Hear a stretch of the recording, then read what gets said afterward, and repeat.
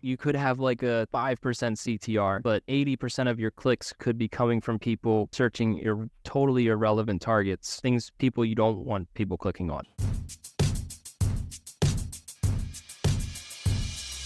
Question from Roro. For honeymoon stage on first product of small unit 400 with 2 different variations, should I put the energy and money to get a couple of influencers on social media or test it out with PPC to see how it goes and then do influencers when I have more variances or for second order? I think it depends on the amount of risk you're willing to take and the investment you're willing to make into social media influencers. I think they can be relatively expensive depending on where you go and who you use to get influencers. If you're brand registered in Amazon, you may have access to that creator connections through advertising. So if you check your advertising console, creator connections is a new thing from Amazon, a few months old, where you can reach out to creators and all you have to offer is a commission rate to them. And so there's no, flat rate sign-up fees and should be a lot less expensive. I would see no reason to not try that with a new product launch. But as well, might not be something that you can definitely do, but when you can, we have, tested with this and found that this works very well with launching new products. So this is Stephen Pope launch price strategy. Week 1, you would start 50% below your target price. Very aggressive, starting at a very low price. Week 2 to 40, 35, 30, 25, 20, 10.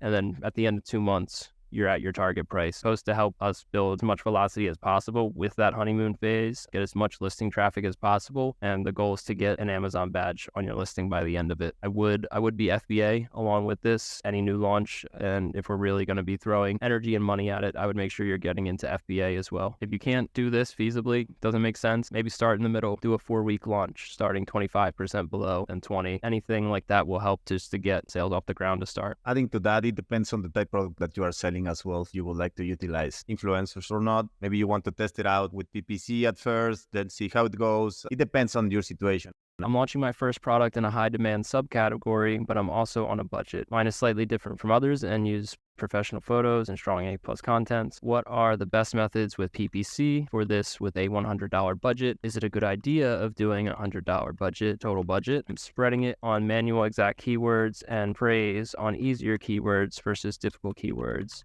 that are $125 per bid, research from Jungle Scout. What should I expect to be spending a month on PPC alone? So overall, being in a competitive subcategory and wanting to push for growth and newly launch your first product, we probably would generally suggest a higher budget than $100. I don't know if that was a monthly budget or if it was a daily though. So if it was like a daily budget, I think that would actually be sufficient. As for a weekly or monthly budget, is probably a little bit behind where you should be. In terms of like what campaigns you should set up, I think it'd be a really good idea to, at the very least, set up an auto campaign. One really great campaign is an auto catch-all. So basically, you're going to be bidding by match type. So you'll have close match, loose match. You're going to use a down-only bidding strategy, and you're going to start your bids off really low to start. So I'd start 25 cent, 20 cent, 15 cent, 10 cent on those match types, and just see if you're starting to generate impressions and spend at a decent rate that's not too much for you. That campaign usually works really well. And these auto campaigns, you can get little nuggets out of that do work well for you rather than just trying to find these exact matches that might be difficult for you right now as a new seller with their first product. It might be expensive and competing with products that have tons of reviews. We see a lot of success from auto campaigns. So I would definitely not avoid the auto. If you're not getting impressions from it with those low bids, just boost them up slightly until you start to get impressions at a rate that is good for you. Take into account if your product has any seasonality, maybe plan to have a down month now so you can spend more in like November, December if you're expecting like a